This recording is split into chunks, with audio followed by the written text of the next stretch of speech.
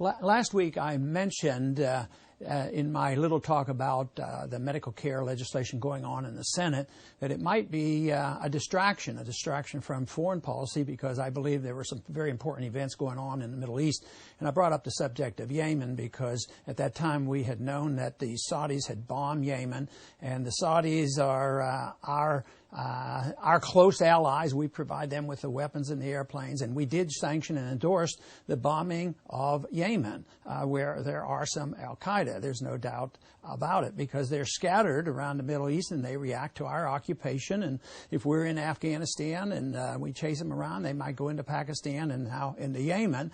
And I thought this was a very dangerous situation. Well, we've all heard now the story that happened on the weekend where this one individual that has come from Nigeria and then through Amsterdam and came into Detroit and attempted to set off some type of an explosive device. Most people who heard it thought it was a firecracker device, but started a small fire, which obviously is very, very dangerous. But it seems ironic that that there's so much excitement about this, and now talk about attacking Yemen because there's al-Qaeda there. I saw one headline that fascinated me. It says, "Al-Qaeda in Yemen threatens United States." I got to thinking, well, United States in Yemen threatens the United States. Our presence there is the real problem. But there is now some serious talk about what we should be doing over there and dealing with the al-Qaeda, never addressing the real important subject of why is there al-Qaeda and why do these radicals get motivated in order to commit suicide and do these various things. And they get motivated because we're there in their country, and then they organize, and the longer we're there, the more who are radicalized against us. So what do? We send more troops over there. But this whole issue now about what to do about monitoring people getting on airplanes, it really scares me because we do so much already. We spend $75 billion on intelligence gathering in this country in order to protect us and make us safe. So with $75 billion, we weren't able to detect this individual where there was a glaring warning sign. Like his dad goes to the U.S. Embassy and said, hey, this guy is losing it and he could commit a violent act. So they put him on some list and totally ignore him, and then he gets on an airplane and starts a fire. So you wonder just exactly what's going on.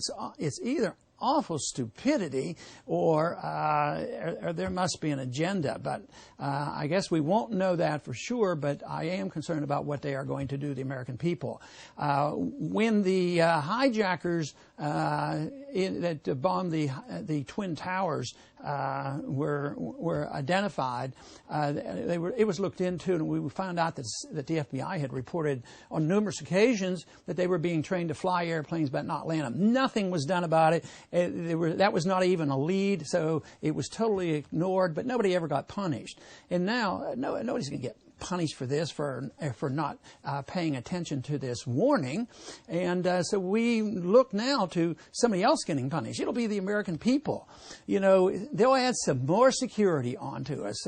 First they make us take off our shoes and then our belts and then small bottles of water and put our computers in a tray, and on it goes. So something else is going to happen. They won't let us get out of our seats or look at our bags from the bin above us and thinking that's going to make us a lot safer. I'm convinced that one of the main problems we have is that we've turned over a very important function to the government. The government isn't capable of doing what they're supposed to do. A function like this should be controlled by the people who run the airlines. But they haven't done that in many, many years. The airlines, like all the responsibility, fall to the government. Everything goes wrong, it's the government's fault. But I often thought about how efficient an armored car company is in protecting the money in those trucks, and nobody has to worry about it. But when it comes to cargo on an airplane, the government has to be responsible. And the bigger the problem and the more fear that is built up, the more they take away our personal liberties. They turn us all into zombies. The American people go along with it and say, as long as it makes us safer, I guess it's okay to go along.